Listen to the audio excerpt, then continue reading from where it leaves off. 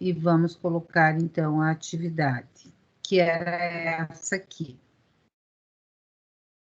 Se vocês não estiverem vendo, me avisem, tá? Mas eu acho que entrou, né? A página do Word. Bem. Sim, tá aparecendo. Tá, joia. Então, o que diz aqui, ó? O texto da questão era exatamente esse, tá? Eu só não me recordo se colocava nome no filho renunciante, mas não importa. O texto era assim, o objetivo era esse. E eu não coloquei as opções, né? Mas vamos analisar, então, com calma. Ó. O texto iniciava, bem questões de concurso mesmo, iniciava trazendo essa informação, ó, que uma mulher deixou 10 netos, tá? Então, vamos tentar aqui fazer o esquema. Eu vou dedicar um pouquinho mais de tempo com vocês isso, porque eu percebi a dificuldade dos alunos na outra turma, ó. Vamos colocar aqui os 10 netos dela.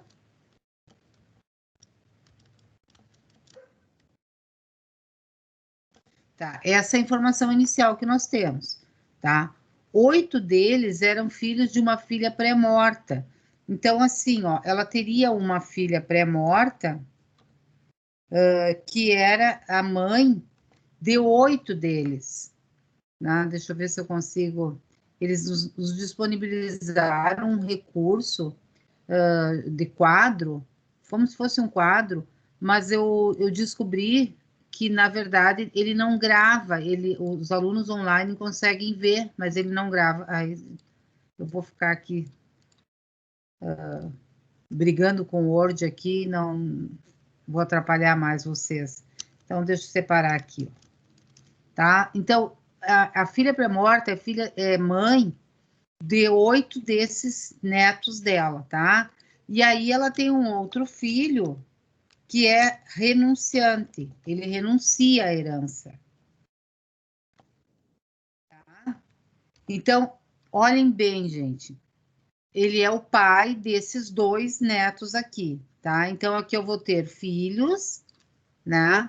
E aqui eu vou ter netos. Bem, todos são os descendentes. Na classe dos descendentes, os primeiros herdeiros são os filhos, os mais próximos, tá?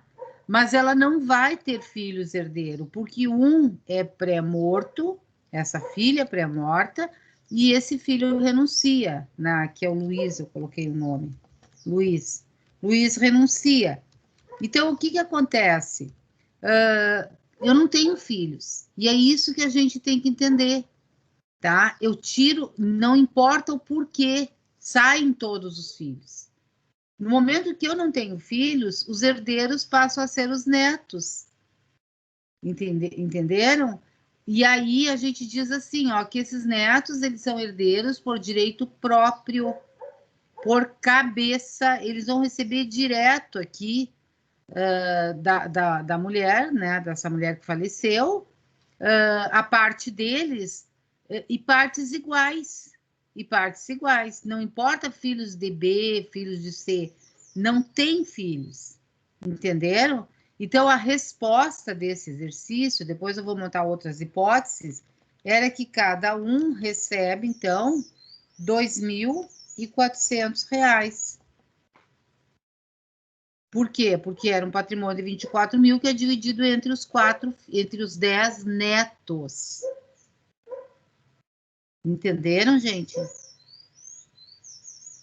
Bem, eu vou mudar um pouquinho o exemplo. Oi? Eu até entendi, mas eu tinha respondido errado. Eu tinha entendido Tu sabe que a que maioria da outra turma também. A maioria da outra turma eu também. também.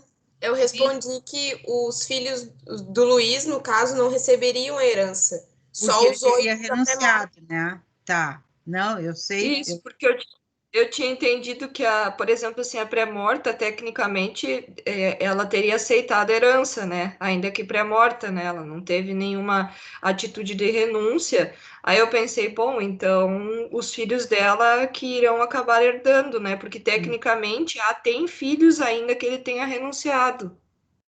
Sim, sim. Agora, Eu pensei exatamente igual. não, exato. Eu sei, gente, vocês não teriam nem obrigação de saber a resposta certa, porque vocês vão ver o conteúdo hoje. Mas o objetivo é exatamente isso, fazer vocês pensarem, quer dizer, vocês pensaram. Isso que tu me falaste agora, né, tecnicamente, né, ela teria aceitado, é mais ou menos isso, porque, na verdade, o que acontece aqui, ó? Eu vou tirar essa situação aqui da renúncia do Luiz. Vamos supor que ele tivesse aceitado a herança, tá? Bem, se ele tivesse aceitado, esse filho pré-morto, essa filha pré-morta aqui, ela seria representada pelos seus filhos. Esses aqui, ó. Tá? Isso que tu falaste, que tecnicamente ela teria aceitado, na verdade a lei presume, né, que ela aceitou, no sentido de que a lei protege esses filhos dela com o direito de representação. Isso vai se dar também se o B fosse declarado indigno em vez de pré-morto, teria esse direito de representação que a gente vai ver hoje. Então, se o Luiz tivesse aceitado e o B pré-morto, a herança seria dividida em duas partes, R$ 12.000. Os R$ 12.000 do Luiz seria dele. E os R$ 12.000 do B seria dividido entre os 8 aqui. Não sei se foi assim que vocês fizeram daí. Bem, a outra possibilidade, tá? Que o Luiz renuncie, tá? Tudo bem. Mas, meu Deus, é ruim de escrever assim, renuncie. Mas que aí, vamos supor ali, gente, que aparecesse um outro filho, tá? Um filho X aqui, numa investigação de paternidade. Entenderam? Vamos supor aí o A faleceu e surgisse um filho X. Aí nós teríamos o quê, ó? Nós teríamos um filho pré-morto, um filho que renuncia e um filho que vai aceitar a herança. Então, nesse caso aqui, eu tenho ainda filho. Eu tenho ainda um filho. Então, o herdeiro por direito próprio é o filho. E aí, esse aqui, como renunciou, ele tira fora, ele sai fora e os seus filhos saem fora, porque na renúncia não tem esse direito de representação. Nós vamos ver isso agora. Tá? Quando tem a renúncia, não tem o direito de representação. Daí a herança seria dividida entre esse filho X, que apareceu, e os herdeiros de B, que vão representá-lo. 12.000 para cá e os outros 12.000 aqui. Tá, prof, eu não entendi uma coisa.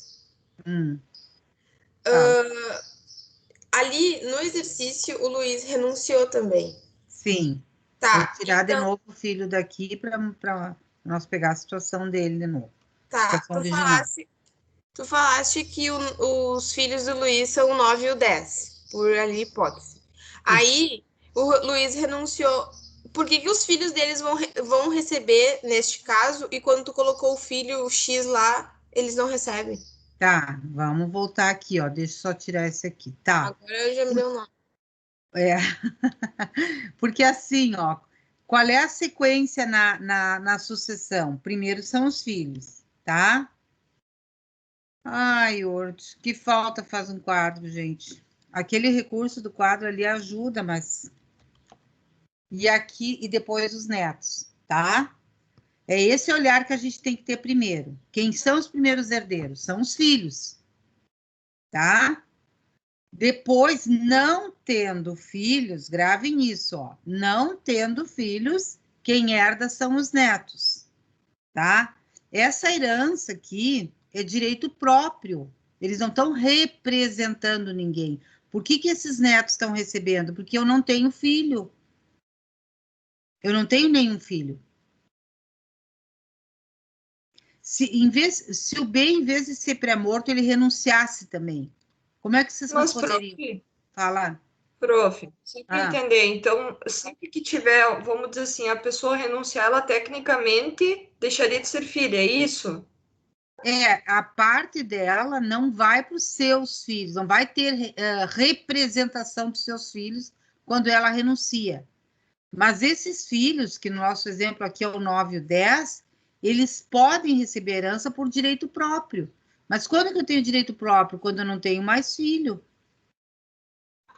Sim, então por isso, então, tipo, vamos pensando nessa situação, sempre que a pessoa for renunciar, ela deixaria de ser filho para fins nesse sentido ali, né, de herança. Sim, Dá sim. para pensar assim? Assim, só que tecnicamente falando, que é o que a gente vai ver hoje no conteúdo, quando a pessoa renuncia, ela tira o direito de representação dos seus filhos, tá?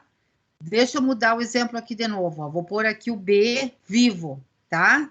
O B tá vivo e o outro irmão, e o irmão renuncia. Tá? Quem é que vai receber a herança? Bem como tá aqui. Vai receber o B. Tudo vai Só o receber. B. Ele vai... Isso, vai Só o aumentar B. a classe Tá. dele. Agora eu vou pôr aqui que o B renuncia também. Os dois renunciam. O que vai acontecer? Quem é que vai herdar? Daí, se a pessoa não tiver ascendente, aí iria para os netos. Não é se a pessoa não tiver ascendente, porque neto é descendente. E tu não vai para outra classe sem terminar com a primeira, entendeu? Tem razão, tá? Então Tá. iria para todos os netos ali. Por cabeça e por direito próprio. Tá, Tá? e se, por exemplo, assim, o A tivesse um ascendente, ele não receberia? Não, ele não vai receber, ele só vai receber se não tiver nenhum neto também. Entendi. Para a classe de cima, para o ascendente, a segunda classe, não pode ter ninguém embaixo. Por exemplo, se os filhos renunciam e todos os netos renunciam, tendo ainda um ascendente, iria para o ascendente. Tá? Agora, no problema original é isso aqui, né? Então, o que acontece aqui? É a mesma coisa da renúncia. Ó, eu não tenho mais filho. Não tendo mais filho, vem para cá. O problema é eu colocar um filho a mais aqui, colocar um X. Porque aí o que acontece? Eu tenho um filho. Então, o primeiro herdeiro é o filho, tá? Aqui, nessa situação aqui, vai ter a representação. E aqui não.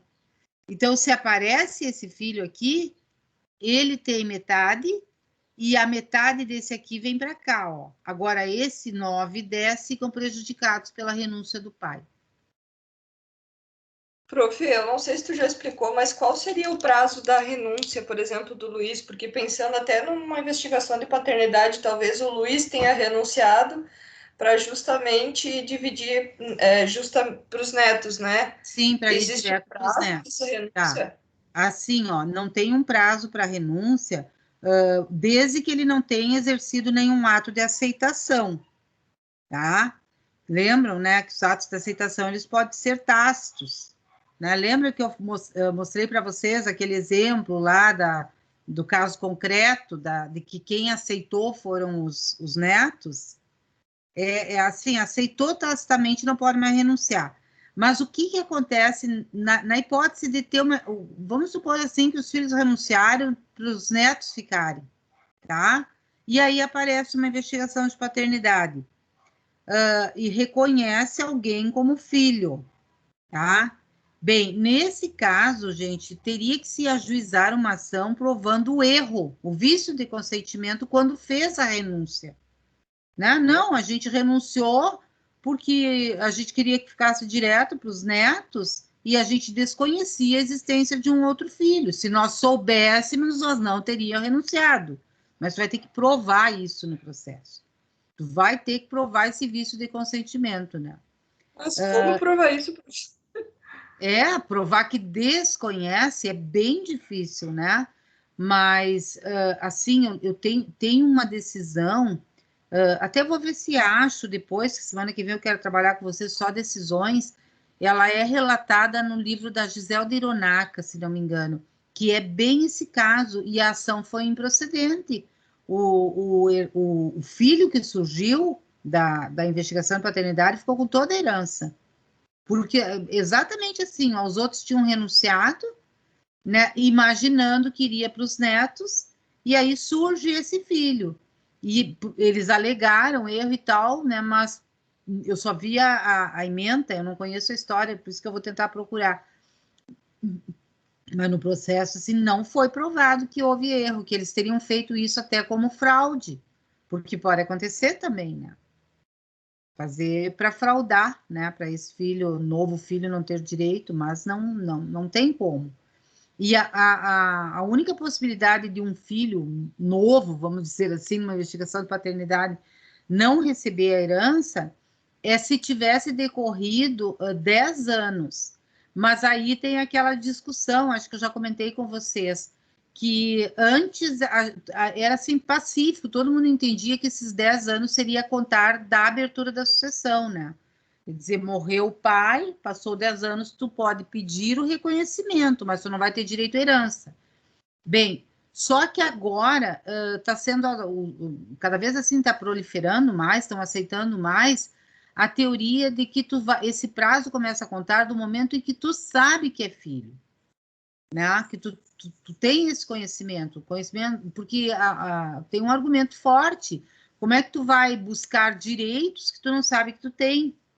Né? Então, a Maria Berenice foi a primeira que começou a trabalhar com essa teoria e está começando a ser aceita. Então, realmente, pode demorar bastante tempo para surgir essa investigação de paternidade. Né? Certo, gente? Professora, só uma dúvida que eu fiquei ali, eu coloquei no exercício que os 8 filhos da pré-morte ali, eles receberiam seria por representação, direito por representação, isso, e os outros 2 por direito próprio. É isso não, mesmo? Não tá certo. Todos estão recebendo por direito próprio. Pois é, mas aí se tivesse um outro filho, seria por representação esses 8. Aí sim. Ah, tá, agora Exatamente. Entendi. Tá. Se eu coloco o X ali, esses recebem por direito de representação, esses não recebem, né? E esse novo filho por direito próprio. Ah, tá, agora entendi, obrigada. Tá? Vocês viram como é bom fazer o exercício, né? Porque mesmo que a gente erre, a gente aprende, né? No momento que tu corrige, que tu entende daí, tu aprende. Né? A melhor coisa é fazer o exercício. Eu tô assim, bem entristecida, né? Porque são bem poucos os que estão fazendo, né? E eu até vou ter que olhar, uma coisa que eu não queria fazer, mas eu vou ter que olhar naquilo que eu falei para vocês, né? Que a gente consegue ver quantas vezes o pessoal acessou, porque realmente não tem cabimento, né? O pessoal não está assistindo aula, não faz exercício, aí fica complicado, né? Fazer só a prova não vai dar. Bem, então vamos ver agora, gente, esse mesmo conteúdo sistematizado agora, então, sucessão de descendentes, e depois daí nós vamos ver a sucessão de ascendentes, tá? Que na verdade a de ascendentes fica mais simples, porque a gente viu bem, né, o exemplo lá do Bernardo. Bem, a classe dos descendentes é a primeira classe, tá? O que a gente chama de classe? A gente tem ali no artigo 1829, uma pena que eu não fiz um slide com o artigo, mas se vocês têm o código próximo aí de vocês, o artigo 1829 é o artigo que traz a ordem da vocação hereditária, que é uma ordem mesmo, né? Que é aquilo ali que a gente estava falando na correção. Tu vai ter uma ordem hierárquica ali dentro. Aí a primeira classe é a classe dos descendentes, e a segunda do ascendente, a terceira do cônjuge e a quarta do colateral. Tu não troca de classe enquanto tu tem alguém naquela classe. Então, se eu tenho filho, é a primeira classe, se eu tenho neto também. Né? Se eu não tenho nem filho nem neto, mas eu tenho um bisneto, vai ser o bisneto. Eu só vou para a segunda não tendo ninguém na primeira. Não importa por que eu não tenha. Ou porque ele renunciou, ou porque ele é indigno, ou porque é pré-morto, tá? Ou porque não existe. Bem, então os descendentes são os primeiros. Gente, no artigo 1829, o inciso 1 dele, ele vai falar nos descendentes como a primeira classe, mas depois ele tem todo um texto, vai dar 5 linhas explicando da concorrência do cônjuge sobrevivente. E eu não vou trabalhar com vocês a concorrência do cônjuge antes dessa prova, tá? Eu vou trabalhar com vocês sucessão de descendentes e de ascendentes com o cônjuge, porque é bem mais simples. essa concorrência de cônjuge com descendentes eu vou deixar para depois da prova, né? Pela complexidade dela mesmo, até pelas discussões. Então, nós vamos ver agora a regra de descendentes, supondo o falecimento de uma pessoa viúva, divorciada, solteira, tá? Sem a figura do cônjuge. Bem, então, os herdeiros descendentes são os primeiros, né, na primeira classe, eles são herdeiros legítimos necessários, a gente já viu bem isso, né? Eles só podem ser afastados do direito da herança por indignidade, deserdação ou renúncia deles mesmo, né? Porque eles têm aquele direito lá dos 50% sempre. Bem, eles têm os mesmos direitos sobre a sucessão legítima, independente da origem deles. Então, ele pode ser um filho adotado, ele pode ser um filho socioafetivo, ele pode ser um fruto de reprodução assistida ou um filho, né, da relação reconhecido. Os direitos na sucessão legítima sempre são iguais. Tá? Quando ele está recebendo por direito próprio, é sempre a mesma cota, certo?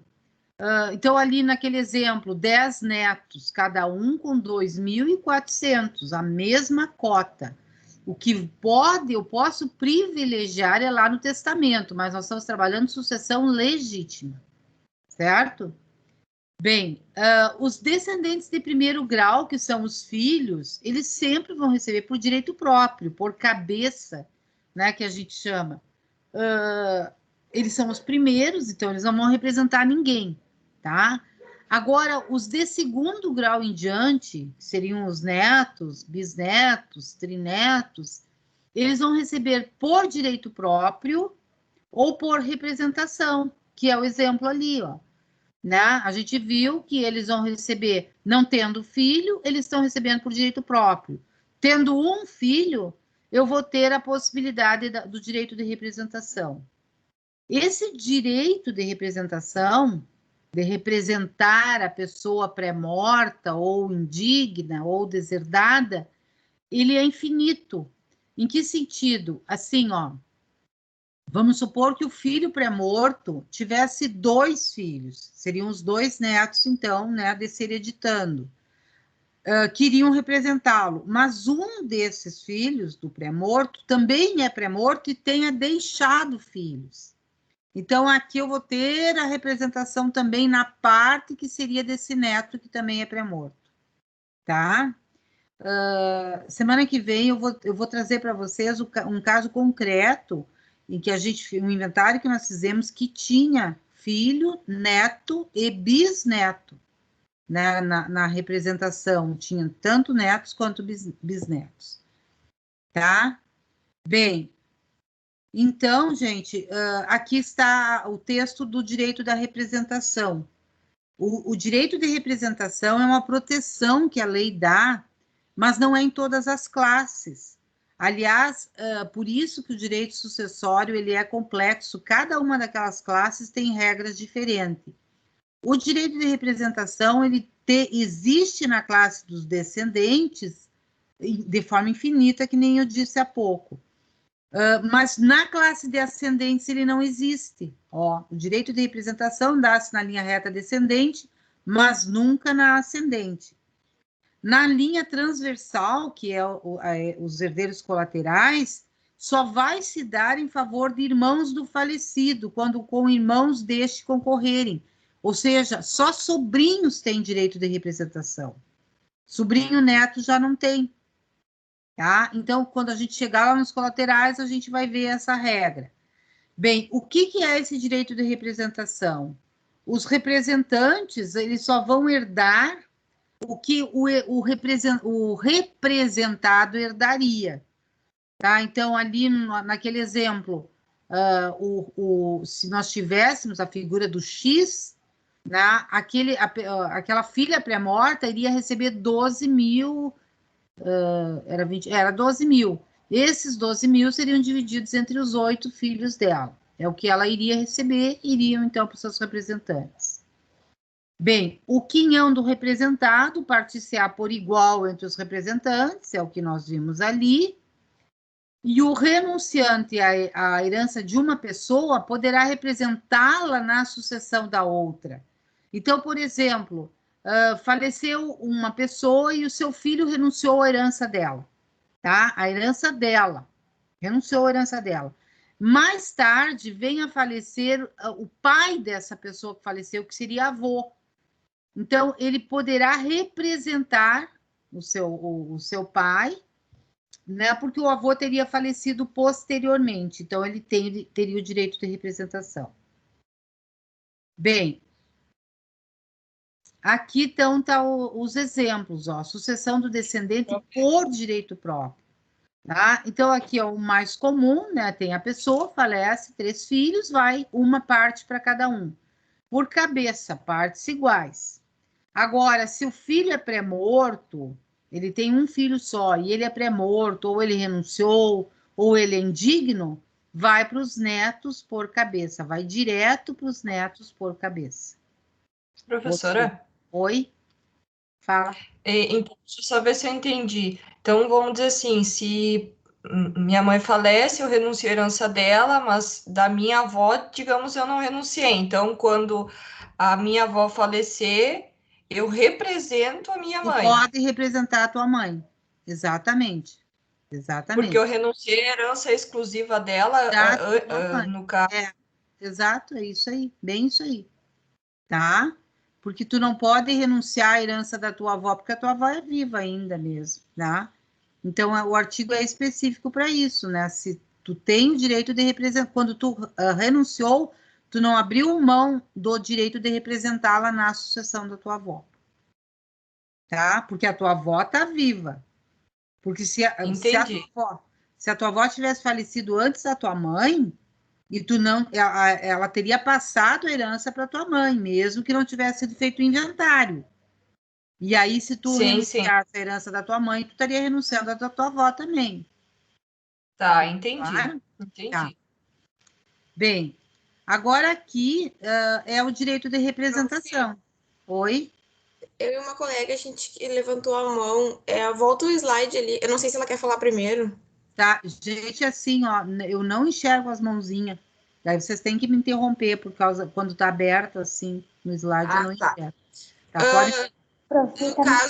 No caso, voltando ao exemplo que a colega Aline tinha falado, se no caso ela renunciar à herança da mãe e não da avó, ok. Aí a mãe, como ela renuncia, e no caso, no minha hipótese, ela não teria filhos. Então, a mãe não teria a filha que renunciou e nem os netos. Passaria essa herança para a avó. Isso, né? Exatamente. Aí, como ela renunciou à herança da mãe e passou para a avó, quando ela herdar da avó, ela herda tudo junto. Ela herda. A única situação que não herdaria seria se ela tivesse sido declarada indigna da mãe dela, que era lá o caso do Leandro. Tá, como a aula passada. Não, era isso aí, então. Obrigada. Tá. Qual é a outra pergunta? Tá ouvindo? Ninguém mais? Oi? Não, é que disse que tinha 2 mãozinhas. Era eu, a Pérola. Tá, fala, Pérola. Tem dúvida ainda, Pérola? Sim, minha dúvida é referente à questão... Deixa eu só botar no... Fala mais perto desse microfone. Se eu renuncio à herança da minha mãe e eu tenho filhos, os meus filhos, eles não teriam direito em razão da minha renúncia? Como que seria esse processo? Eles só teriam direito se tu renunciasse, se tu não tivesse irmãos. Aqui, certo, ó. No caso da questão ali que o filho, o Luiz, renunciou, essa herança não teria que ir para os filhos da pré-morta? Não, porque aí eu não sei se tu estava no início ali quando eu corrigi. Como o Luiz renunciou e ela é pré-morta, tu não tem mais filho. É isso que vocês têm que lembrar. Ah, entendi. Tá? Tu não tendo filho, os netos estão recebendo por direito próprio. Então, o que vocês têm que sempre ter bem presente é o seguinte, ó. que a renúncia tira o direito de representação, mas não tira o direito próprio de receber. Tá? Eu acho que nos outros slides vai aparecer bem isso também, ó. Aqui, tá, ó. Fala, entendi. fala, Pera. Tá. Então, no caso, pelo fato da falecida ser pré-morta, enfim, isso não gera o direito de representação? É, porque quando se uma é pré-morta e o outro renunciou, tu não vai ter direito de representação aí, vai ser direito próprio dos netos. Agora, se aparecesse o X lá, que nem eu fiz o exemplo, daí sim, daí tu vai ter o direito de representação em relação à pré-morta. Quem renunciou tirou o direito de representação dos outros netos, e o filho que aparece vai ter o direito próprio. Entendido. Tá? Obrigada. Uhum. Bem, mas agora também aqui nos exemplos vocês vão ver de novo isso, ó.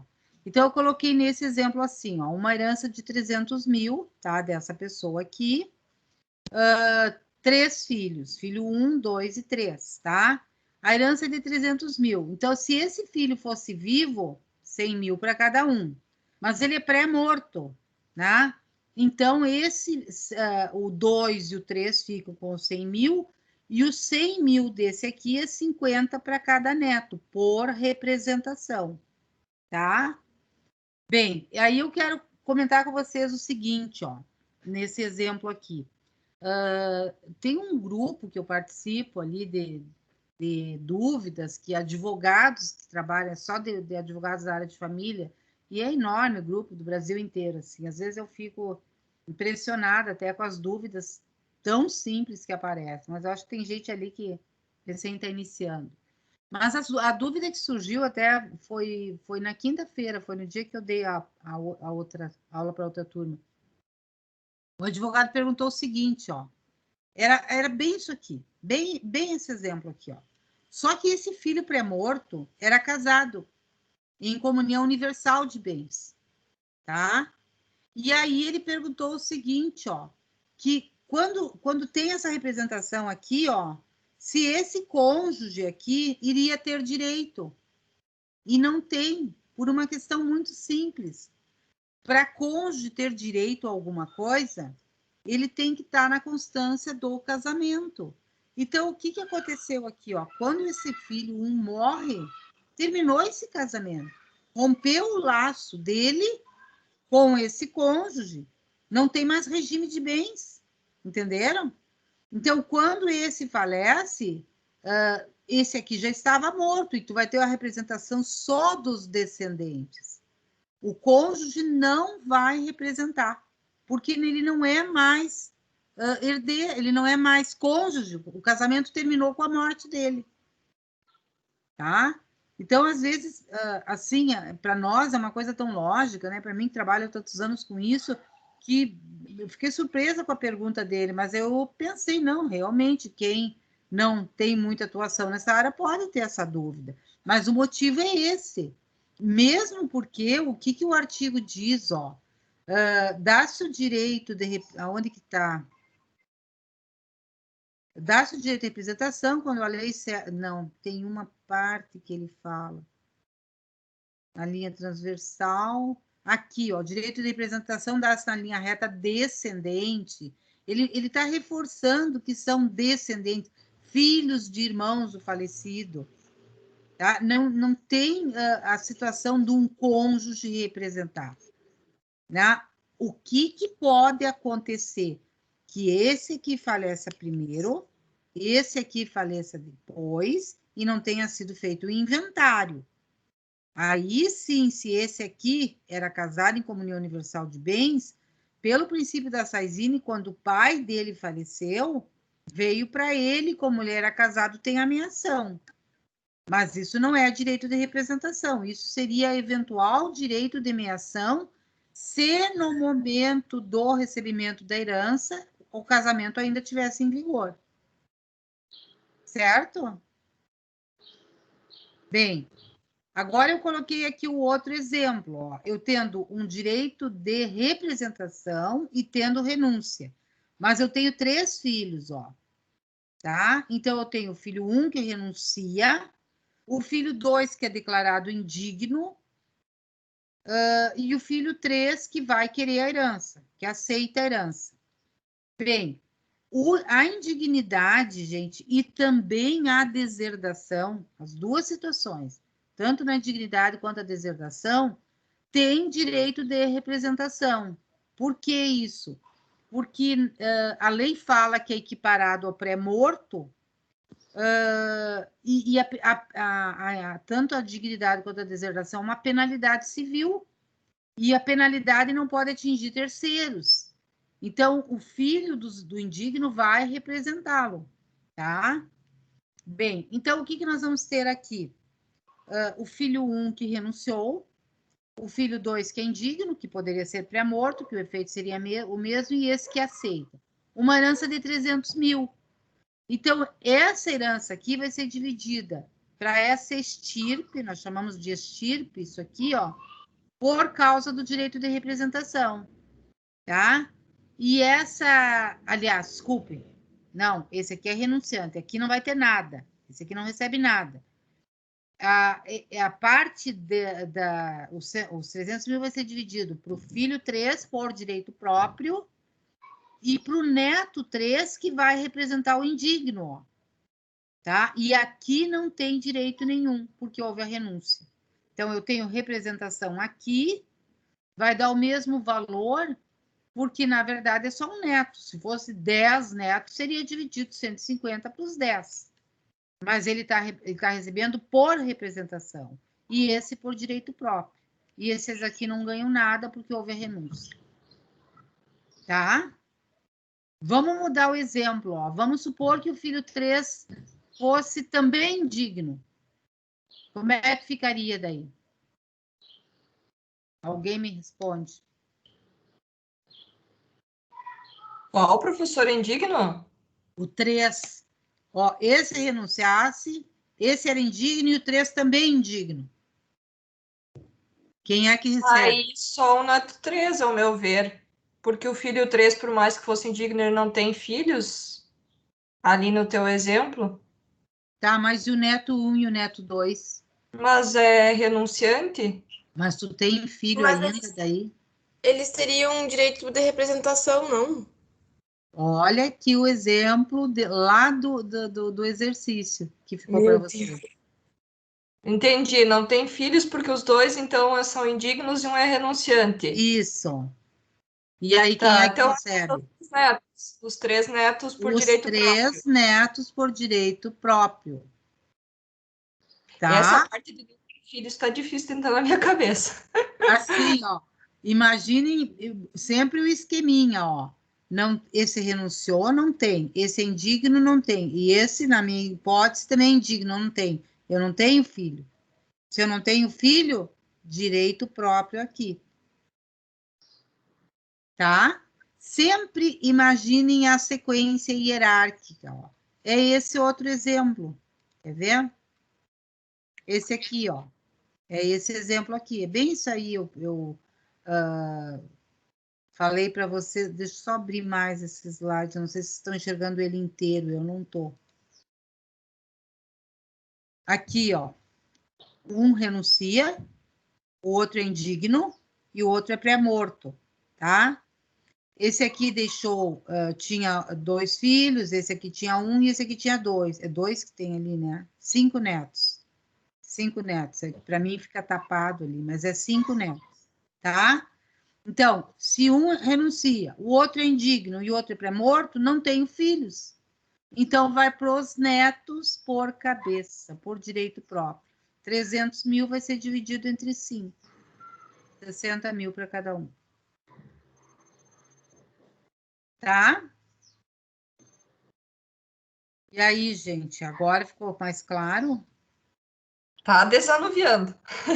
É, mas assim, eu estou indo devagar exatamente para vocês pegarem bem isso. Ah, vejo que eu não coloquei a figura de cônjuge. Se eu coloco a figura de cônjuge de cara, assim, já vai dar problema, né? Bem, agora vamos ver então a segunda classe, a classe dos ascendentes. que até para vocês eu acho que vai ser mais tranquilo por causa do exemplo que a gente já viu. Bem, ascendentes, então, gente, só herdam se não tiver descendentes. Não é muito comum, né? Eu deixei para vocês, não sei se vocês olharam, uma decisão do STJ trabalhando descendentes. Bem, aqui em Santa Maria, ali quando deu a tragédia da Kiss, eu lembro que eu estava fazendo um inventário extrajudicial no tabelionato, e o pessoal do tabelionato comentou comigo como eles tiveram inventários de ascendentes, né? Porque muitas jovens ali que faleceram deixaram como herdeiro ascendente. Mas é importante a gente ter bem essa ideia que o ascendente ele só vai receber se não tiver nenhum descendente. E aí eu vou contar para vocês uma historinha, né? Minhas histórias, mas é uma história real e sempre vale a pena a gente ver porque aí faz, né? Faz gravar. Nós tínhamos um vizinho aqui de próximo de casa que perdeu o filho num acidente, foi um acidente horrível até. E era um rapaz, era bem jovem, né? Ele enfiou o carro embaixo do caminhão, né? Morreu na hora, foi um terror. E aí, passado aquele trauma, assim, muito traumático mesmo, porque a mãe soube pelo rádio até.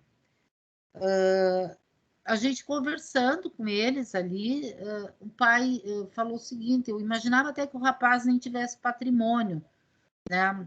Achei que o carro era do pai e tal. Mas aí, conversando com o pai disse: o fulano tinha feito umas compras pela internet, acho que era som, coisa de som, e chegou agora e a gente então resolveu o seguinte, que esse som vai ficar para a irmã dele e a gente fica com o carro. Aí tinha mais o seguro ainda, né, do DPVAT, o seguro do DPVAT, vamos usar, não sei para quê. Eu sei que eles conversando, assim, dividindo o patrimônio, né? E aí, o meu marido que se deu conta até, eu nem sabia, né? Disse assim, mas ele não tinha um filho, uma filhinha? Disse, ele teve um relacionamento com uma guria aí, né? Ela ganhou neném, a criança tem uns meses e pouco, a gente até nem conhece ainda. Aí eu tive que dizer, né? Disse, olha, gente, se ele deixou uma criança, né? Essa criança, inclusive, né, registrou, é o pai dessa criança, tudo que vocês estão falando é da criança. Vocês não são herdeiros do filho de vocês. O herdeiro é a criança. Assim, foi meio chocante tu perceber que eles não tinham se dado conta disso. E isso vai até o seguro, até o DPVAT, né? Ele é para os dependentes, né? Vai seguir a ordem da vocação hereditária quando não tem dependentes. No caso, ele tinha, era uma criança. Então, o ascendente ele só vai herdar não tendo descendente, a menos que ele tenha sido beneficiado em testamento. Mas aí vai ser só 50%. Fala. Pode falar. Eu não sei se tu vai conseguir resolver minha dúvida, mas enfim. Do DPVAT, tá? Eu tenho essa dúvida há algum tempo e eu vou ser sincera, eu pesquisei e eu não encontrei nada que me desse 100% de certeza para nenhum lado. Vamos dizer que a pessoa que faleceu deixou um cônjuge e um ascendente.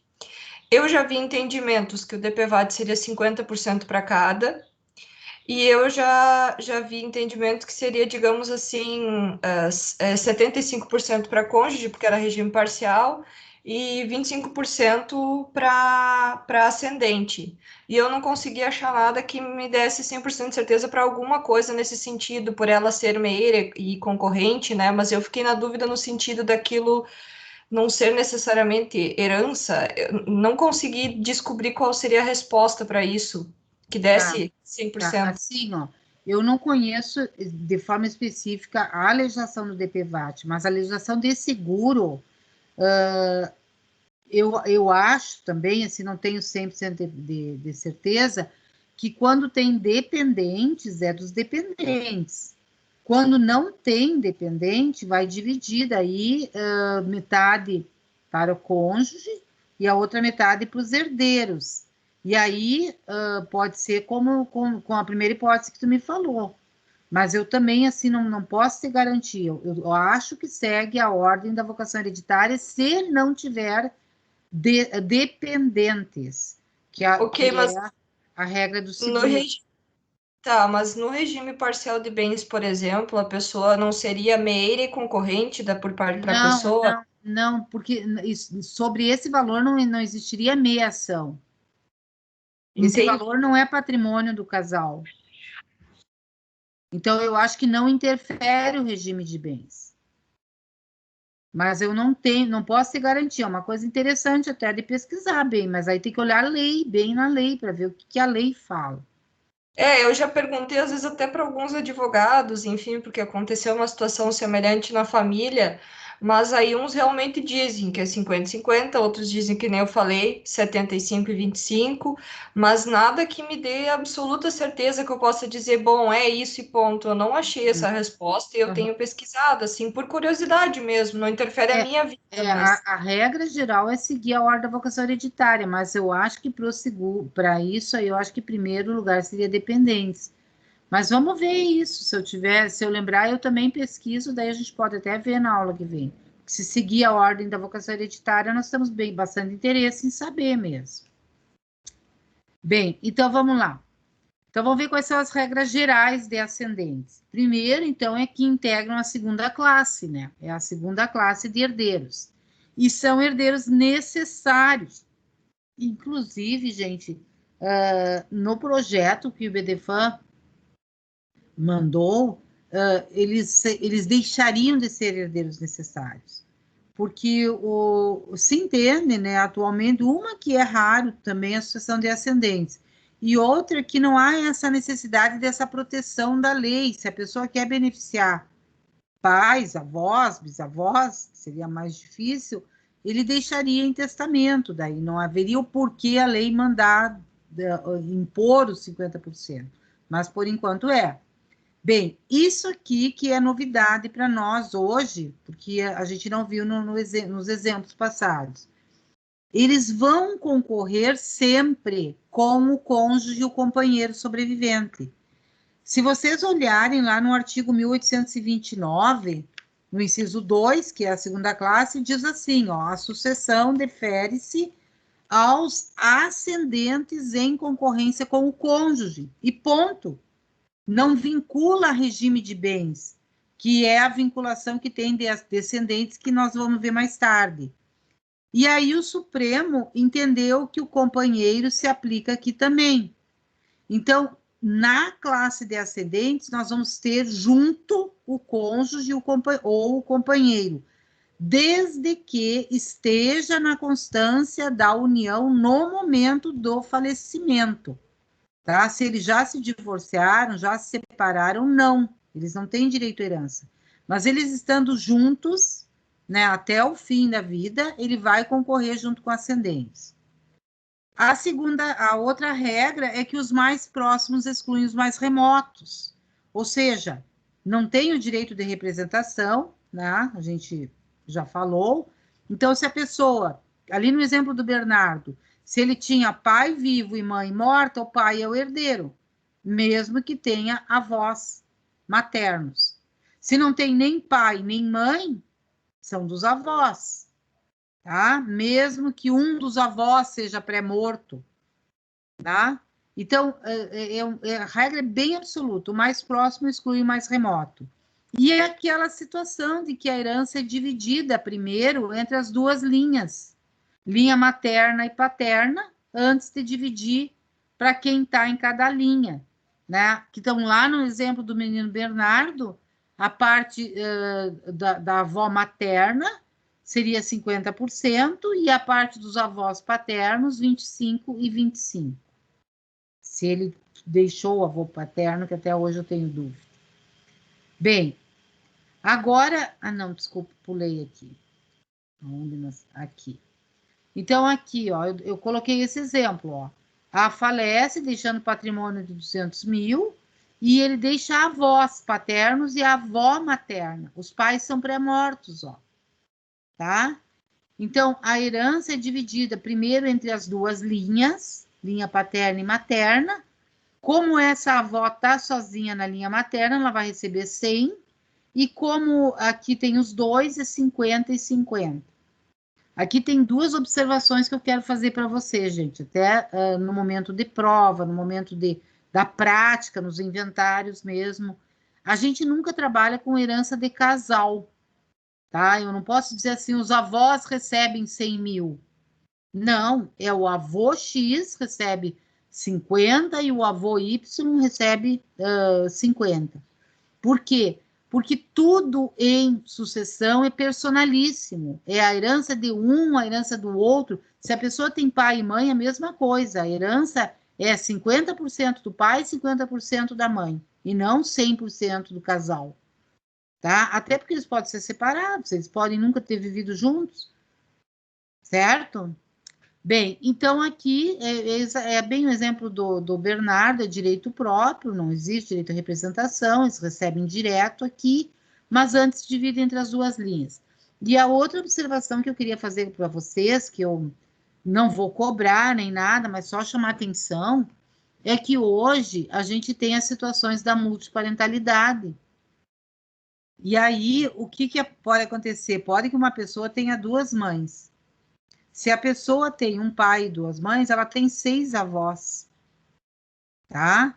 E aí, ela vai ter 4 na linha materna e 2 na linha paterna. Será que vai ser justa essa regra de dividir metade para cada linha, se eu tenho 4 numa e 2 na outra? É uma pergunta que eu faço, não tenho resposta, porque não existe isso previsto em lei. E não teve nenhum caso até hoje de que uma pessoa com vários, né, com multiparentalidade venha a falecer deixando herança para ascendente. É só pensar que essas decisões de multiparentalidade, elas começaram a acontecer por volta de 2013, 2012, talvez já tivesse alguma. Então, a gente não tem ainda isso na prática. E aí os autores vão discutindo. Fala. Eu lembrei daquele exemplo que tu deste numa aula em relação ao menino que foi adotado e aí excluiu os avós. Aí eu fiquei pensando, de certa forma, nesse caso, se ele viesse a falecer, com quem ficaria? Os avós originários ou os adotantes, digamos? Ele preservou as duas linhas, e aí é um exemplo mesmo. Porque ele pode ter 4 avós na filiação adotiva ali, né? E pode ter mais 2 da filiação natural, biológica, né? É também o mesmo exemplo. Porque aqui é uma situação de multiparentalidade, mas não em relação a pais, e sim a avós. Exatamente isso. Então, são casos assim que talvez um dia chegue até o judiciário, né? Algum processo assim. E a lei não prevê, porque, claro, a lei trabalha com a situação normal, né? Sempre se pensou em 2 linhas, né? Um pai e uma mãe. E dessas 2 vai se multiplicando, né? 4 avós, né? Depois 8 bisavós e assim por diante, tá? Então, são coisas para o futuro, vamos ver. Então, aqui tá os 2 artigos, só 2 artigos tratam disso, ó. No 1836, que vai dizer na falta de descendentes, então são chamados são os ascendentes, em concorrência com o cônjuge. Agora vamos começar a falar do cônjuge, então. Na classe dos ascendentes, o grau mais próximo expõe mais remoto, sem distinção de linha. Então, se eu tenho a mãe viva, ela recebe, e os avós paternos não vão receber. Havendo igualdade em grau e diversidade em linha, aqui, ó, os ascendentes da linha paterna herdam a metade, cabendo a outra aos da linha materna. Então, a lei trabalha só com as 2 linhas, tá? E aí vem a situação do cônjuge, ó. Concorrendo com ascendentes em primeiro grau, ao cônjuge tocará 1/3 da herança. Ou seja, vamos olhar com calma. Se ele está concorrendo cônjuge, pai e mãe, tá? Então, a pessoa faleceu, não tem filhos, deixou pai, mãe e era casado. Então, a herança é dividida em 3 partes. Agora, se ele deixou só a mãe viva, é a segunda parte, caber-lhe a metade se houver só um ascendente, tá? Então, pai e cônjuge, metade para cada um. Agora, se for maior o grau, e aqui o legislador podia ter feito melhor esse artigo, por exemplo, se ele concorrer com avós, a pessoa faleceu, não deixou nem pai nem mãe, mas deixou avós. Se ele concorrer com avós ou bisavós, ele vai ter metade da herança e o resto vai para os avós. Tá? Então, gente, ele é privilegiado, ele é bem privilegiado. E na verdade, isso é bastante justo considerando o que era antes.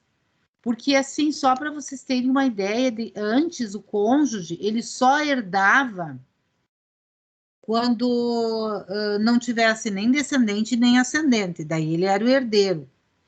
E aí também vou contar para vocês um caso real, né, que aconteceu até foi com uma pessoa, um amigo meu. Ele, há muitos anos atrás, né, vocês talvez hoje, né, até estranhem, mas ele ficou noivo, né, eles ficaram noivos durante 6 anos de noivado mesmo, não havia união estável. E nesse período de noivado, eles protelaram o casamento porque ele queria construir uma casa antes, comprar os móveis, ele montou toda a casa antes de casar, tá? Veja como a gente, né, tem que viver o dia de hoje mesmo, né? A gente nunca sabe se vai ter o futuro. E aí, quando ele casou em comunhão parcial de bens e ele faleceu meses depois de casado. Né? O casamento durou muito pouco porque ele faleceu, um acidente, e ele faleceu. Bem, o que aconteceu nessa situação? Nenhum daqueles bens era comum, porque ele tinha adquirido tudo antes do casamento. Então, a casa era dele, os móveis eram dele, tá? E eles não tinham filhos, tá? E ele tinha a mãe dele. Então, a herança, naquela época, era da mãe, era de ascendentes, o cônjuge não tinha nada, de propriedade não, ele só teria direito à meação se houvesse meação e não tinha naquela situação. Então, a única coisa que a lei protegia o cônjuge era o direito de usufruto de metade do patrimônio. Então, teoricamente, vejam, né, como era injusta a situação. Teórico, não foi o que aconteceu, né, de fato, mas teoricamente, essa esposa, ela poderia ficar morando na casa e pagando aluguel, metade do valor de um aluguel para a sogra, porque o usufruto era de 50%. Então, era uma regra extremamente injusta, extremamente injusta. E aí se mudou isso colocando o cônjuge, e não foi só no Brasil, praticamente todas as legislações do mundo que foram alteradas mais recentemente, colocaram um certo privilégio para o cônjuge. Por quê? Porque esse cônjuge que nós estamos falando, esse companheiro ou cônjuge, é aquele que está com o outro até o fim da vida. Agora nem tanto, mas eu lembro logo que mudou o Código Civil. Quando eu dava aula, eu falava nisso, eu encontrava resistência por parte de alguns alunos, no sentido de, principalmente quando o pai ou a mãe tinham casado de novo. Aquela ideia muito forte de que o patrimônio do meu pai, o patrimônio da minha mãe é meu, já é meu até antes de morrerem. Então, quando o pai casa de novo, quando a mãe casa de novo, há uma certa revolta. E quando colocaram esse cônjuge também como herdeiro concorrente, piorou mais, até hoje. Né? A gente ouve isso, essa revolta em relação a isso. Mas aqui é com ascendente, tá? Então, com ascendente a gente não vê tanta resistência, tá? Então, vamos ver no caso, um exemplo. Concorrência com ascendentes de primeiro grau, as cotas vão ser igual. Então, o viúvo, mais o pai, mais a mãe, 1/3 para cada um de toda a herança. O viúvo e só o pai, metade para cada um. Tá? Então, aqui é 1/3, porque a cota é igual. Aqui é metade, né? Porque é só um pai, ou se for só uma mãe. Agora, se é o viúvo mais os 4 avós do falecido, daí vai ser 50% pro viúvo da herança. Estou falando de herança, tá? Os outros 25 vão para a linha materna, daria 12,5 para cada avó, se tiver os 4 avós, e os outros 25 para a linha paterna. Então, quando são avós, ele tem direito à metade.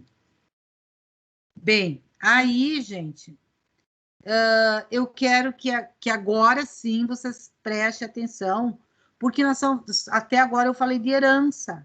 Só que agora vai ter a importância do regime de bens, por isso que a gente revisou os regimes de bens. Porque antes de ver o valor da herança, eu tenho que ver o regime de bens para tirar a meação. Então, vamos analisar esse exemplo aqui, ó. Joyce falece no estado civil de casada com Jorge, no regime de comunhão parcial de bens. E bem como chega no escritório. No escritório vai chegar o caso assim. Joyce deixa como parentes próximos o seu pai, Olavo, seus avós paternos, Alfredo e Amélia, sua avó materna, Ana. O Olavo renuncia à herança. Esse exercício aqui é um exercício de prova, tá? De uma prova que eu apliquei alguns semestres atrás. Bem, o patrimônio apurado é o seguinte: uma casa adquirida na constância da união, com salário de Jorge no valor de 400 mil. Um terreno que Joyce recebeu como herança de sua falecida mãe, avaliado em 60 mil. Poupança feita por Joyce na constância do casamento de 100 mil. Bem, os casos, eles chegam no nosso escritório assim. Eles não chegam dizendo, não, o cliente não chega lá dizendo, olha, isso é herança, isso é meação. Então, a gente tem que aplicar a regra do regime. Então, o que nós vamos ter aqui? Comunhão parcial de bens. Vamos analisar cada um dos bens.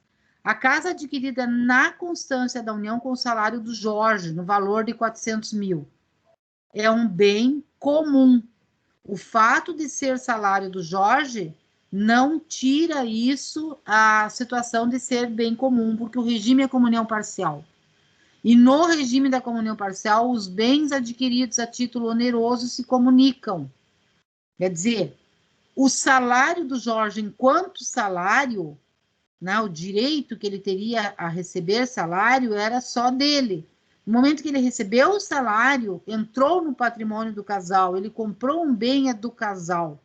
Então, 400 mil é do casal. O terreno que a Joyce recebeu da mãe, de herança, não comunica, porque é comunhão parcial. Herança não se comunica, é um bem particular. E a poupança que a Joyce fez durante o casamento, como é durante o casamento, é bem também do casal. Certo? Bem, então nós vamos ter de patrimônio comum os 400 mais os 100. Vai dar 500 mil de patrimônio comum. Desses 500 mil, Jorge tem uma meação que é dele. Já era dele e continua sendo dele. 250 mil. Sobre isso não vai nem incidir imposto, porque ele está vivo, continua sendo dele 250 mil. Bem, qual é a herança que a Joyce deixa? Os 250 mil, que é a meação dela, mais os 60 mil, que é o bem particular. Então, a herança é 310 mil. Tá? Então, sobre 310 mil, que nós vamos fazer as divisões de herança.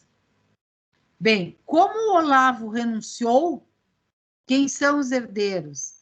É o Jorge, o Alfredo, a Amélia e a Ana, tá? Então, ele está concorrendo com a voz, ele tem metade da herança. Então, 310 dividido por 2, 155 mil. É a herança para o Jorge. Os outros 155 mil é dividido nas duas linhas. A Ana com 77.500 e os outros 77.500 pelos Alfredo e Amélia. Tá? Entendido? Então, lá no inventário, o Jorge vai aparecer como meeiro, com 250 mil, e como herdeiro, com 310 mil. A gente não soma as duas coisas, são coisas diferentes.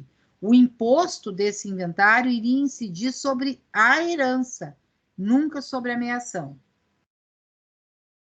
Tá? Prof, Ah, só ver se eu entendi. Então, ali daqueles 60 mil, ele não vai ser, obviamente, meeiro, mas ele vai ser concorrente junto com os ascendentes desse terreno. isso. Isso. Ele vai concorrer nessa sucessão de ascendentes, ele concorre sobre o todo da herança. Eu pego o que ela era dela de bem comum, mais os 60 mil, e ele concorre sobre o todo. Se você... Bem, depois eu falo sobre o exemplo que ficou na leitura anterior, que eu pedi para vocês fazerem, uma decisão do STJ. Bem, aqui é o mesmo exemplo, mas eu troquei o regime de bens, tá? Eu coloquei o regime de comunhão universal. Bem, o regime de comunhão universal, vocês sabem, né, que hoje ele pode ser adotado ainda por pacto antinupcial e pode ser adotado até num contrato de união estável. E todos aqueles casamentos antes de 77 também, né, a regra geral era a comunhão universal. E nesse regime, a regra geral é que tudo se comunica, tá? Então, nesse exemplo, a casa adquirida pelo Jorge é dos dois, o terreno que a Joyce recebeu como herança é dos dois. Para não ser, a mãe teria que ter colocado em testamento que era incomunicável, mas aí teria que estar expresso, né? Teria que ser provado. E a poupança é dos dois também. Então, nós vamos ter 560 mil de patrimônio comum, tá? Desse patrimônio comum, 280 é a meação do Jorge. Metade é a meação dele, tá? Que vai ficar indicado lá separado. Na herança que a Joyce deixou, de 280 mil, os herdeiros vão ser os mesmos. O Jorge, a Ana, o Alfredo e a Amélia. Então, na herança, ele tem mais 140, como herdeiro. E os outros 140, 70 mil para a Ana, que está sozinha na linha, e 35 do Alfredo e da Amélia, que estão na outra linha. Tá? Então, na Universal, ele também, então, ele é meeiro e concorrente, prof? Ele é meeiro e concorrente. Por quê? Porque lá no artigo de cônjuge e ascendentes, não vincula regime de bens. A vinculação com o regime de bens é quando ele concorre com descendentes, que eu deixei para a gente ver depois da prova. Tá? A outra hipótese, o regime de separação convencional, que é aquele em que eles foram no cartório, eles fizeram um pacto antinupcial e eles colocaram ali no pacto que nada iria se comunicar. Bem, vamos analisar no caso concreto. A casa adquirida na Constância com o salário do Jorge, é só dele. É só dele. O terreno que ela recebeu como herança era só dela. E a poupança que ela fez, só dela. Então, na verdade, não tem meação. Tá? Esses 400 mil aqui é bem particular do Jorge, continua sendo dele, não precisa nem ser referido no inventário, porque já era dele e continua sendo só dele. Tá? A herança é os 160 mil que ela deixou. 60 do terreno, 100 mil da poupança. Bem, nessa herança, ele entra como herdeiro. Ele leva metade da herança, 80 mil, os outros 80, 40 para a Ana, 20 e 20 para os outros avós. Mesmo sendo regime de separação convencional de bens. Porque, se vocês olharam a decisão do STJ, que eu deixei para vocês, e eu vou referir ela de novo ali, vocês vão ver que o ministro, o relator, ele fala exatamente isso. Pacto antinupcial trata de comunicabilidade de bens, não trata de herança. O único ato jurídico que pode tratar de herança é testamento. Tá? Então, não adianta pôr no pacto lá que ela não terá, que nenhum dos dois terá direito sucessório. Não adianta pôr, porque isso é norma imperativa. Então, tu pode colocar em testamento a destinação do patrimônio, mas tem que lembrar um detalhe, que cônjuge é herdeiro necessário. Tá? Que ele sempre vai ter pelo menos a reserva da legítima. Aliás, até também tem um caso concreto sobre esse aqui. Logo que saiu o código, né, esse caso foi feita a consulta, em que um casal tinha até antecipado a herança deles para os filhos. Então, o filho dele, um dos filhos dele, ele já tinha recebido o patrimônio que era dos pais por doação, né, que é a antecipação de legítima, que a gente chama, né, com reserva de usufruto. Então, esse casal era titular de grande patrimônio, distribuiu os bens entre os filhos e ficaram só com reserva de usufruto. Então, a propriedade já era dos filhos. E esse filho casou no regime de separação convencional de bens e faleceu na constância do casamento. Bem, esse patrimônio que ele tinha, né, oriundo inclusive de doação dos pais, era a herança dele. Então, nesse patrimônio, volta para os pais, como herança dos pais, daí, e 1/3 é do cônjuge. Né? Eu lembro, assim, que a família ficou muito indignada quando eu falei isso. Não, agora é herança dele. E como herança dele, ela tem 1/3, o pai tem 1/3 e a mãe tem 1/3. Ah, mas casaram no regime de separação convencional. Com o regime de separação convencional de bens não tem ameação, mas tem herança. Viram? Então, olha como é importante fazer planejamento sucessório, né? Ver todas essas possibilidades. Bem, e aqui, gente, eu coloquei o exemplo da separação obrigatória de bens. Bem, no regime de separação obrigatória, aquele regime, né, dos 70 anos, da pessoa divorciada que não fez partilha, do viúvo que não fez partilha, enfim, lembram, né, que são aqueles casos que a lei impede que seja feita o pacto antinupcial, não pode escolher outro regime, porque obrigatoriamente é a separação. Nesse caso, nós vamos ter a súmula, né? E a súmula vai dizer que ainda que seja separação obrigatória, vai ter meação. Então, na verdade, nesse caso, vai ter meação na casa, tá? No terreno, aliás, na poupança, e o terreno é bem particular.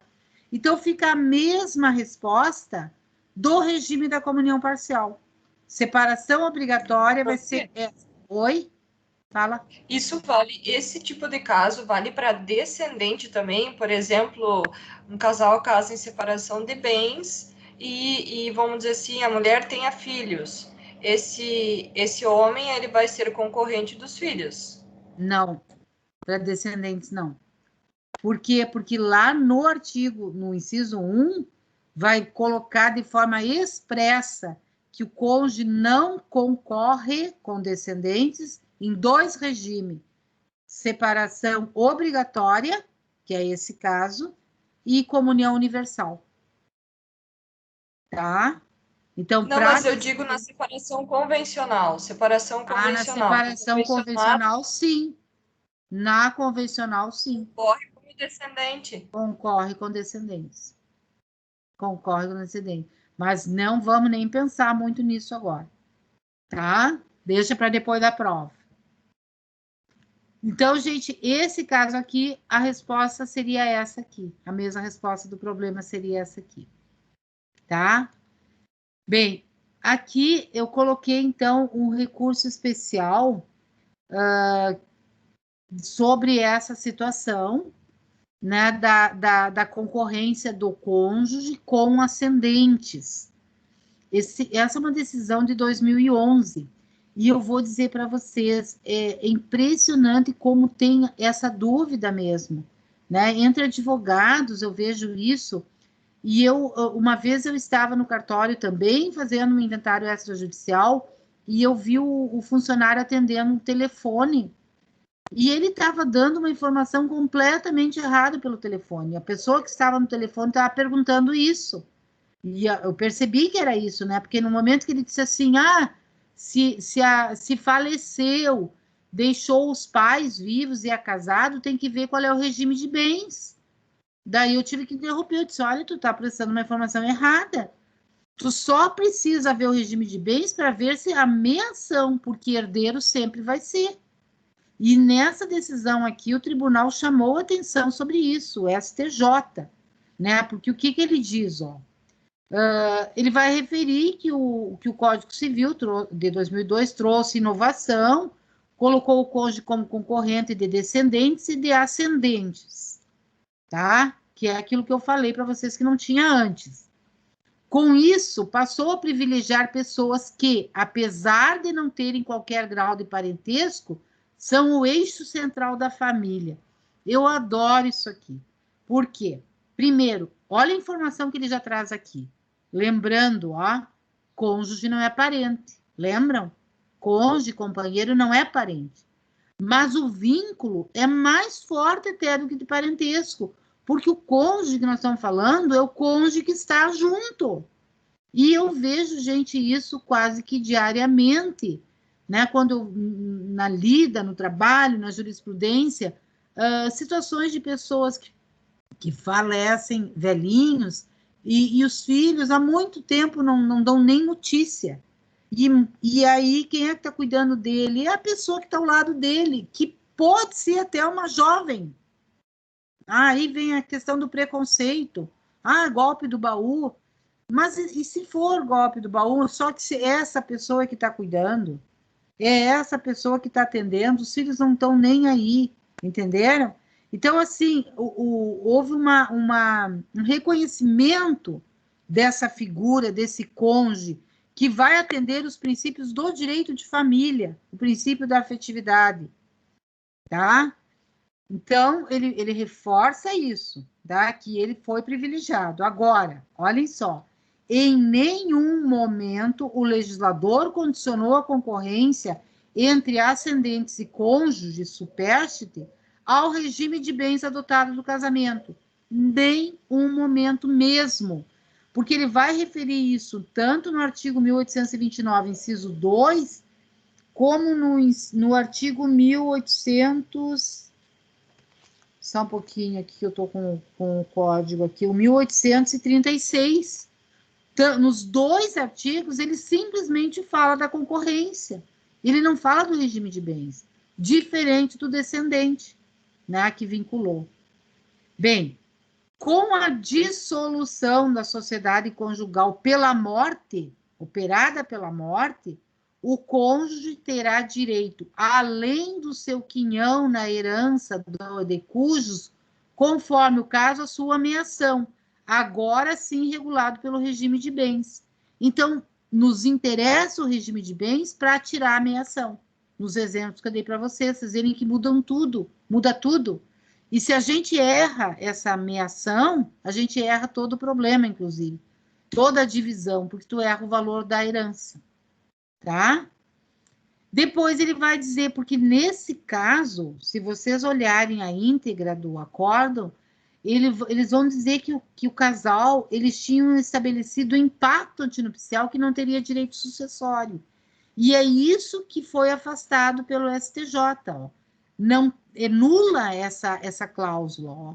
O Código Civil 1655 impõe a nulidade da convenção ou da cláusula do pacto antinupcial que contravém a disposição absoluta da lei. E nós temos um artigo no Código Civil, que eu não estou lembrando o número agora, que proíbe isso, que proíbe o pacto sucessório. Tu não pode negociar herança de pessoa viva. Tu tem uma mera expectativa de direito em relação a essa herança, e, além disso, é tido como imoral, é chamado pela doutrina de pacto Corvina. Então, o STJ reforça isso, que não pode pôr como cláusula. E, inclusive, gente, os cartórios não se negam a fazer a escritura com essa cláusula, tá? Então, esse é o recurso, né, que consolidou, então, esse entendimento em relação à situação do pacto, e que não há vínculo com o regime de bens. Bem, aqui eu coloquei 4 exemplos aqui que dá para a gente analisar rapidamente em cima do que nós vimos hoje, ó. Primeiro, Augusto morre, lhe sobrevivem os pais, Manuel e Helena, o avô paterno, Rui, e avós paternos, Silvia e Berenice. Apenas Manuel e Helena herdam, cabendo a cada uma metade da herança. Então, sem a figura de cônjuge, né? Os herdeiros seriam ascendentes, tem pai e mãe, só o pai e a mãe recebem. Exemplo 2. Caio morre, lhe sobrevivem a mãe, Helena, e os avós paternos, Pontes e Berenice. Helena recebe a totalidade da herança, uma vez que na sucessão de ascendentes não há direito de representação que legitime Pontes e Berenice a suceder pelo pai de Caio. Exemplo 3. Então, só uma herdeira única, o mais próximo exclui o mais remoto. Exemplo 3. Orlando, filho de César e Helena, morre. Lhe sobrevivem seus pais e sua mulher Berenice. A herança é dividida por 3, cabendo 1/3 para César, 1/3 para Helena e 1/3 para Berenice. A herança, quer dizer, teria que ver o regime de bens se tinha menção, mas o autor aqui está falando da herança. Exemplo 4. Rui, neto de Silvia e Berenice, por parte de pai, e de Clóvis, por parte de mãe, casado com Helena, morre. Tá? Então, o Rui é casado com a Helena e tem os avós, 2 por parte de mãe e 2 por parte de pai e 1 por parte de mãe. Serão chamados à sucessão tanto os avós quanto o cônjuge, considerando que Silvio, Berenice e Clóvis são ascendentes de 2º grau, caberá ao cônjuge, pela regra do 1837, terceira parte, a metade da herança. Então, o cônjuge vai levar a metade, 50%. E a outra metade será dividida entre os avós. Lembrando-se que a sucessão de ascendentes se dá por linha e não por cabeça, concluímos que metade da metade, ou seja, 25%, será dividida entre Silvia e Berenice, avós paternos, e os demais 25% caberão a Clóvis, avô paterno, materno. É bem o conteúdo que a gente viu. E aí, dúvidas? Não? Provavelmente vocês veem a necessidade de... Prof, Fala. pode só explicar com as tuas palavras esse último exemplo? Eu não consegui entender direito. Tá, assim, ó. É um dos exemplos que a gente viu. A pessoa morreu e era casada, tá? Não tem pai nem mãe. Tem 2 avós na linha materna, ou na linha paterna, no exemplo dele, e 1 na materna. Entendeu? Então, tu tem 3 avós e cônjuge como herdeiro. Daí tu vai olhar a regra. Quando o cônjuge concorre com a avós, ele leva 50%, tá? Tira a parte do cônjuge, sobra 50%. Esse 50% é dividido entre as 2 linhas. Daí, uma avó que está sozinha lá na linha vai levar 25%. E os outros 2 avós dividem os outros 25%. Entendi. Tá? Melhor com as palavras do que com o gráfico. Tá, gente? Nenhuma pergunta? Então, assim, ó, eu recomendo vocês que deem uma olhada no conteúdo, estudem um pouquinho, revisem, querem assistir a aula de novo, né? Para estudar um pouquinho para a próxima aula, tá? Por quê? Porque na próxima aula eu vou trabalhar exercícios, jurisprudência, tirar as dúvidas, né? Porque na outra vai ser a prova, tá? Então eu não vou tocar o conteúdo, eu acho que tem conteúdo suficiente para uma primeira prova. A sucessão de descendente com cônjuge que vem posteriormente, ficou faltando a concorrência de cônjuge com descendente e a sucessão de colaterais. Eu vou deixar para depois da prova. Fica menos conteúdo daí. Certo? Pérola, tu quer falar alguma coisa? Prof, a prova é nos mesmos moldes, pelo Moodle, tudo como era antes?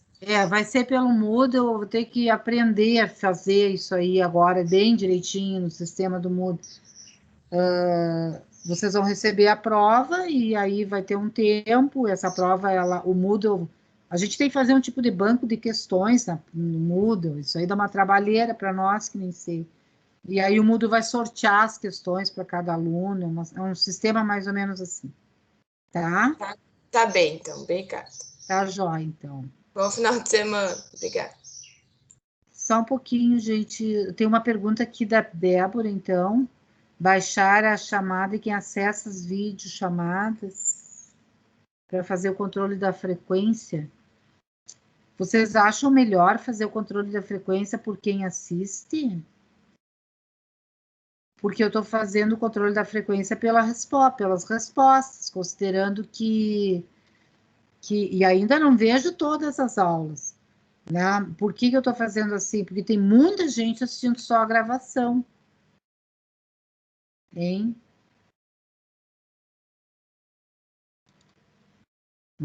Vou pensar nisso, mas sinceramente acho complicado dar presença só para quem assiste a aula. É complicado, na verdade, prof, porque às vezes a pessoa, tudo bem, tipo, que nem, por exemplo, eu, todo sábado teria que estar na aula, né? Mas é complicado, às vezes, até quando tem problemas de internet e tudo mais, porque uma coisa é tu decidir não ir na aula, outra coisa é tu ter algum tipo de problema técnico com a internet, como já me aconteceu também. Então, às vezes é complicado porque tu está condicionado um fator externo, né, à tua vontade. Não vou dizer que seja geral, mas pode acontecer. E assim, ó, gente, por que eu tomei essa decisão? Na verdade, a gente meio que debateu isso numa reunião e aí ficou meio livre, assim, para os professores decidirem. Mas eu tomei essa decisão também pelo seguinte: o período de aula que eu dou para vocês, em média, é 1h30, no máximo 2 horas. E eu não consigo dar mais do que isso, simplesmente não há condições. Eu fico sem voz, é muito cansativo a gente dar essa aula remota, né? Porque tu fica o tempo todo falando. E é cansativo para o aluno assistir também. Eu tenho, a minha filha mandou uma foto do meu neto assistindo aula, dormindo, um sono profundo, a professora falando ali na aula virtual, né? Então, é complicado. E aí, o que acontece? A nossa carga horária não é só 1h30, 2 horas de aula. Então, essas atividades complementares que a gente dá, tanto da atividade motivadora, né, que eu chamo, atividade complementar, a leitura complementar e o exercício, ela complementa essa carga horária. Então, na verdade, esse exercício que é sempre simples, eu estou colocando uma questão, no máximo 2 ali, é dentro da aula. Então, eu aconselho vocês a já fazer, para não esquecer, né? Terminou a aula, quem assiste a aula online já vai lá e faz e me manda, né? Porque daí fica tranquilo, e tem uma semana para fazer. Então, por isso que eu adotei o sistema do controle da frequência por ali. E mesmo assim, eu vou dizer para vocês, eu não estou vendo todas, teve várias que eu não vi porque deu problema, né? Uma porque nem eu soube mandar essa tarefa direito, mas eu vou ter que dar uma olhada nisso, porque eu percebi que tem gente que não está assistindo aula e não está mandando exercício. E aí, de repente, vai acabar fazendo a prova. Eu não sei se é difícil para a senhora fazer, talvez, digamos, usar as atividades também como segundo critério de presença. Por exemplo, examinou que, por exemplo, a Júlia, a Camila, enfim, participou da aula aqui, está aqui na relação, nem que uma chamada, não sei. E aí, se essas pessoas, então, efetivamente, a pessoa pegou, não estava na aula, mas depois fez atividade, porque eu até concordo com a colega no sentido de ser o único critério de presença à atividade, porque até é ruim, porque, vamos dizer assim, beneficia quem não está assistindo às aulas, porque Eu gosto de fazer as atividades, para mim é muito bom, porque complementa o que eu aprendo em aula, mas acaba, por exemplo, assim, beneficiando quem realmente não quer assistir a aula.